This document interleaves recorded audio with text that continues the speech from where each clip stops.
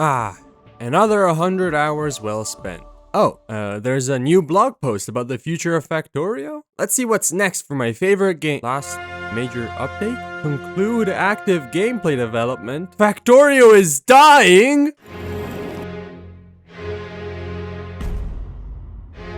Hello Factoomblers, and welcome to Factorio 2.1. The last update Factorio will ever have. But before talking about it, you should get a rundown of exactly how we got to this point so you can grieve correctly.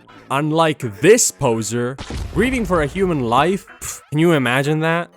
I sure can't. Factorio is the father of the automation genre. It chose this career to rebel from its father, modded Minecraft. See, modern Minecraft wanted Factorio to continue the family legacy of survival games and power fantasy. But Factorio told its dad, "Screw you, Dad, I'm gonna automate mining and crafting so I can never think of you again."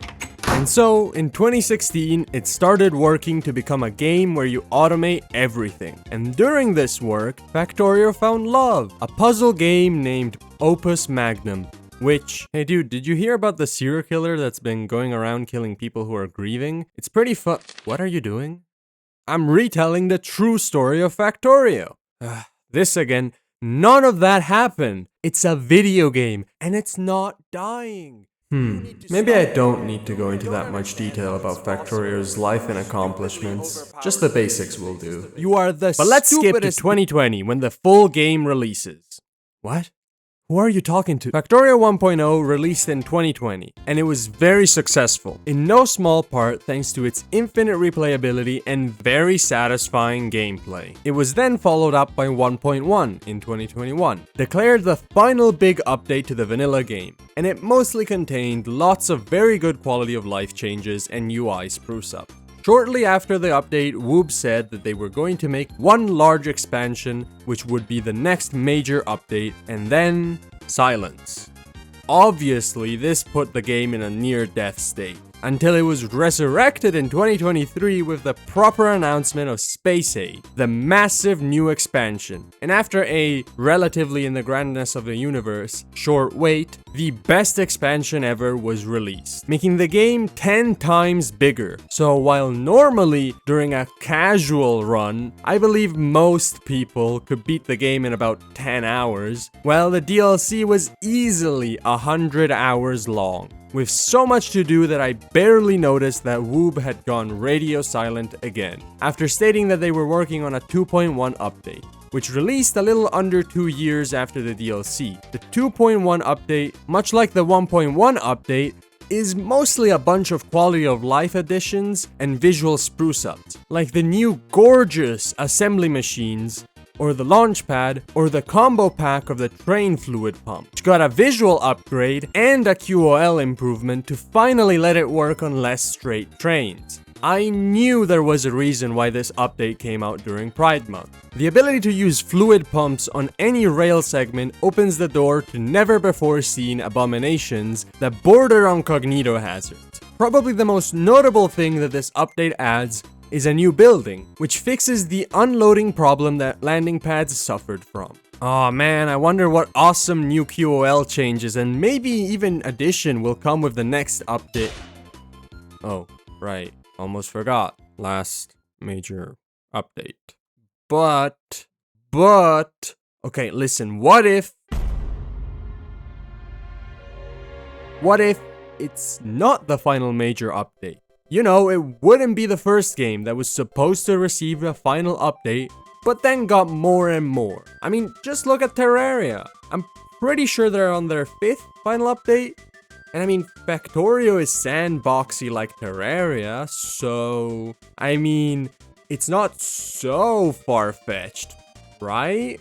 Terraria's final updates have added bosses, new weapons that take their place in the progression of the game, as well as plenty of new things to find and craft, as well as amazing QOL improvement. I mean, why couldn't that happen with Factorio? I mean, adding new things to craft might be tough, since unless they are equipment pieces for your armor or something like that, slotting a new item into the game requires a lot of work.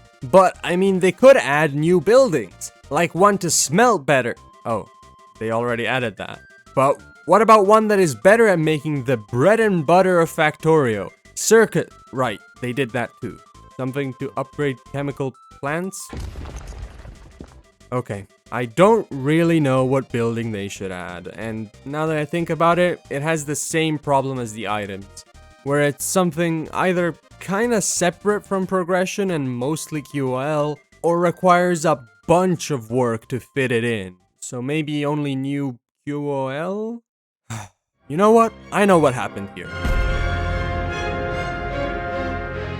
This is all because we made fun of Gleba too often. They saw that and decided that we clearly didn't want any more updates. Ugh, it's all my fault. As the puppet master of the human hive mind, I should have known better. Or maybe it's not my fault. Maybe Gleba's stinkiness was so potent that updating the game further with Gleba as a part of it killed a few too many interns. But wait, no, maybe Gleba is not behind it all. I mean, it's easy to blame. Just look at it. That's the look of scapegoatability. The real fault is with the human mind. Whoop can't make Factorio any better because you humans can't handle it. With your need for sustenance, you couldn't handle getting hooked for 2 weeks straight and would drop dead after 3 days without your special little sippy drink. Here's what I think of your stupid water.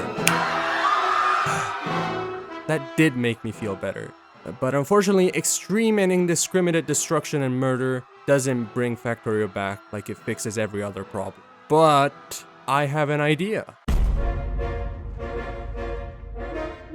If I finally build a proper base on Gleba, Woob will have to update the game again to add a plaque in honor of my character development. So if I just... Alright, I mean, it's looking alright. Yeah. Here we are. See? A proper base. Okay. I made it worse.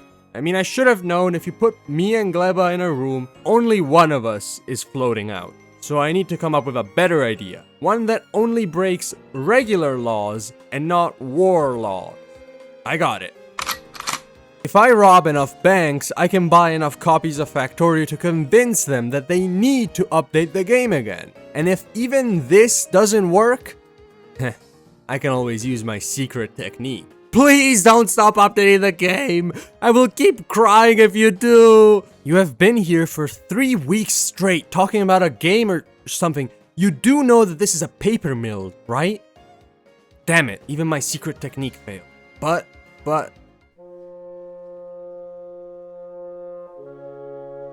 Oh, who am I kidding? I might be able to mind control everyone on the planet and delete all water from existence and unmake the fabric of reality at a fundamental level, but I can't get Woob to make more updates for a game they feel is finished. So it's all over. Forever and ever with no way back. If only there was some other way. Like, I can't be the only one that loves this game, right?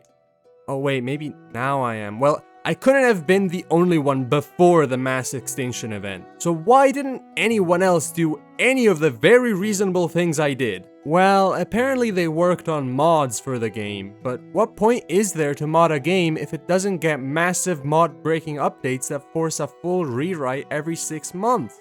Ah well, I guess I could look into this. Well, modding seems to be very active, with everything ranging from simple QOL updates that you cannot go back from, to complete overhauls that just straight up change everything in the game, which are already amazing for replayability. But there's a far more interesting kind of mod, for specifically space age replayability: planet mods. Generally, I thought creating a planet was harder than making an overhaul mod, but it appears to be the other way around. Probably because Space Age was made with modders in mind. You can tell if you're smart and look into the code, or if you're even smarter, you can notice how the space map sure has a lot of empty space and how quick planet mods came out.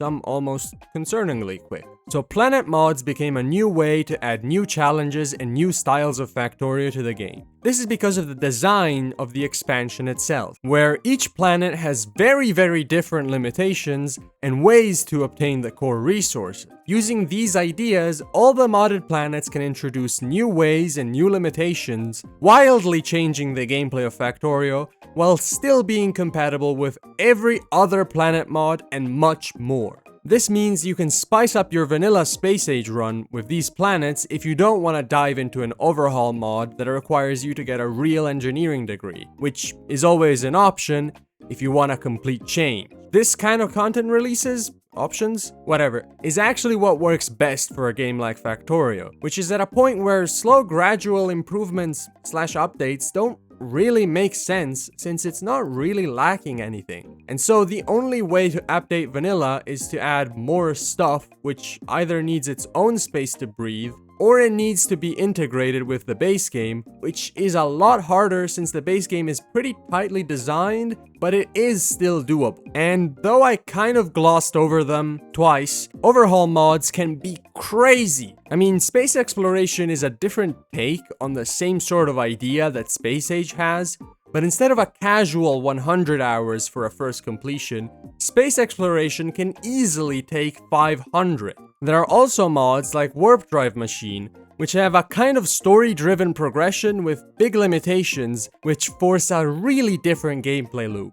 And mods aren't really gonna stop being developed anytime soon either. I mean, Fallout New Vegas is way older and has a similar cult following, and it has new mods come out nearly every day. Plus, it's not like the player base vanished in the long waits between 1.1 and Space Age and 2.1. If anything, after Space Age, the player numbers have been consistently higher.